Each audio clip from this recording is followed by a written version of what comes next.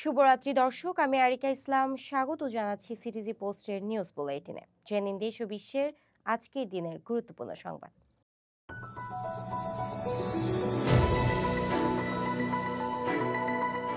বাংলাদেশ বিমান বাহিনীর Eurofighter typhoon কেনা লেটার অফ ইন্টেন্ট সই।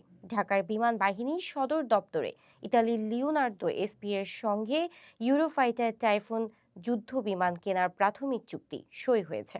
বিমান বাহিনীর ভেরিফাইড ফেসবুক পেজে বিষয়টি নিশ্চিত করেছেন। ইউনেস্কো স্বীকৃতি পেল টাঙ্গাইল শাড়ি বুনন শিল্প। ভারতের নয়াদিল্লিতে ইউনেস্কো 2003 কনভেনশনের 20তম সভায় টাঙ্গাইলের শাড়ি বুনন শিল্পকে অপরিমেয় সংস্কৃতির ঐতিহ্য হিসেবে স্বীকৃতি দেওয়া হয়েছে। এটি বাংলাদেশের ষষ্ঠ একক নিবন্ধন। হাইকোর্টের স্থায়ী বিচারপতি হিসেবে শপথ নিলেন সৈয়দ এনায়েত হোসাইন। মঙ্গলবার বিকেল 4টায় প্রধান বিচারপতির খাস কামরায় নবনিয়োগপ্রাপ্ত স্থায়ী বিচারপতি সৈয়দ এনায়েত হোসাইনের শপথ গ্রহণ অনুষ্ঠিত হয়েছে।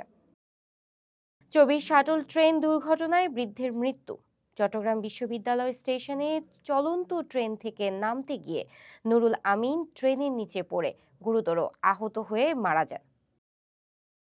ফটিকছড়িতে অটোরিকশার ধাক্কায় শিশুর মৃত্যু। ফটিকছড়ি ডাইমজুড়ি এলাকার ব্যাটারি চালিত অটোরিকশার ধাক্কায় খেলতে থাকা শিশু আব্দুল্লাহ আল আনাস নিহত হয়েছে। 8 দলের একক প্রার্থী বাছাই প্রক্রিয়া শুরু। আন্দোলনরত 8 দল প্রতিটি আসনে একক প্রার্থী মনোনয়নের কার্যক্রম শুরু হয়েছে। একই সঙ্গে গণভোটে হ্যাঁ পক্ষকে শক্তিশালী করার পরিকল্পনা নেওয়া হয়েছে।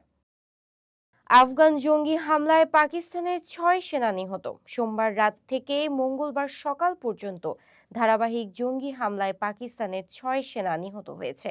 এখনও কোনো গোষ্ঠী দায় স্বীকার করেননি। এমপিওভুক্ত শিক্ষকরা আর সাংবাদিকতা বা ওকালতি করতে পারবেন না। নতুন নীতিমালা বলা হয়েছে, এমপিওভুক্ত শিক্ষক কর্মচারীরা সাংবাদিকতা, আইন পেশা বা অন্য কোনো লাভজনক পেশায় যুক্ত হতে পারবেন না। খেলনা পিস্তল দেখিয়ে ভয় দেখানো যুবক আটক। বগুড়ার শাহজাহানপুরে খেলনা পিস্তল দেখিয়ে স্থানীয়দের ভয়ভীতি প্রদর্শনের অভিযোগে ফেরদৌস কবির সোনিকে পুলিশ আটক করেছেন।